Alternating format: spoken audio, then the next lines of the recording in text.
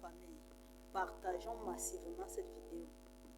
Partageons-la pour sensibiliser la jeunesse. Écoutons l'histoire de cette jeune femme. Elle a sacrifié son ventre pour le succès. Elle ne peut plus enfanter. Partageons pour sensibiliser la jeunesse. Écoutons son histoire. Cette promo canapé qui me coûte ma tranquillité aujourd'hui.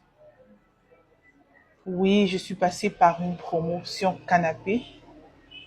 C'était le choix à faire quand j'étais encore jeune si je voulais avoir un travail de cadre dans une entreprise.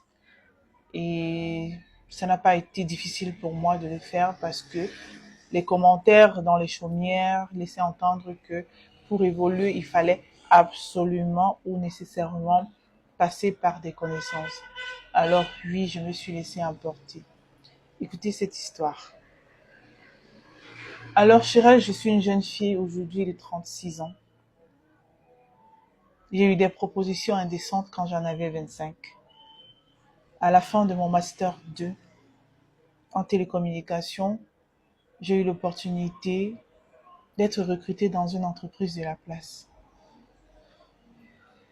Heureusement ou malheureusement pour moi, mais je dirais malheureusement pour moi, le directeur a flashé sur moi, faire des choses pas bien pour avoir le poste. Oui, parce que je n'étais pas la plus compétente. Je dirais qu'on était même nombreuses à avoir une certaine compétence et donc la concurrence était rude. J'ai voulu me donner une chance. J'ai tenté. Je suis sortie avec mon directeur, un homme beau, grand de taille, intelligent, tout ce que vous pouvez vouloir d'un homme. Alors, au bout de 2 ans, j'ai commencé à gravir les échelons. Aujourd'hui, je ne nie pas que je suis une femme accomplie, mais je souffre en moi. J'ai une telle souffrance que je n'arrive plus à garder cela. C'est pourquoi je vous contacte et j'essaye de me confier. Je ne souhaite pas être jugée. Je veux juste que mon histoire sensibilise les jeunes. Oui, c'est vrai, c'est dur, c'est compliqué. Mais vous pouvez y arriver sans passer par la promotion canapé. Car croyez-moi, dans cette promotion-là, il ne s'agit pas que d'obtenir un travail. C'est plus que ça. Parce que j'ai sacrifié ma santé. Aujourd'hui, je ne suis pas capable de donner la vie. Je ne savais pas que mon directeur enlevait quelque chose en moi pour pouvoir me donner ce travail dont j'avais besoin pour élever toute ma famille. J'en souffre aujourd'hui. J'ai des regrets, mais je n'y peux rien. Souffrez autant que vous voulez. Mais ne vendez pas votre âme au diable. Mon directeur, non seulement il m'a filé une maladie, mais plus tard je me suis rendu compte qu'en fait j'ai signé le pacte avec le diable. Et aujourd'hui, je ne peux ni me marier, je ne peux pas donner la vie. Pourtant, je suis financièrement stable.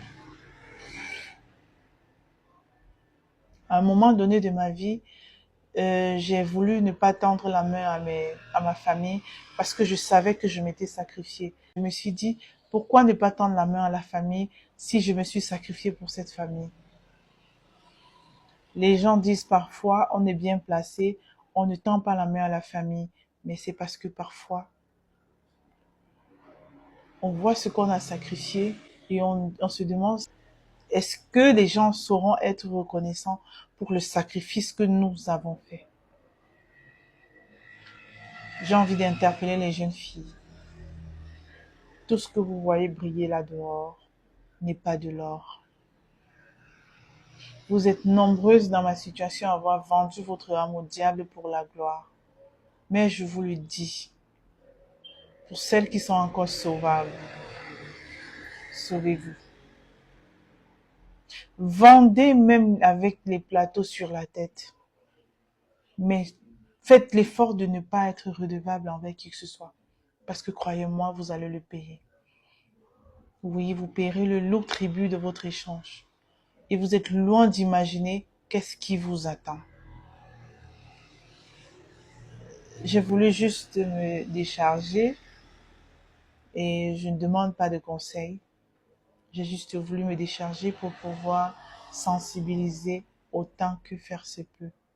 Ils sont dehors, ils sont grands, ils sont beaux, ils ont des grosses voitures. Mais alors, ils sont des prédateurs. Faites attention.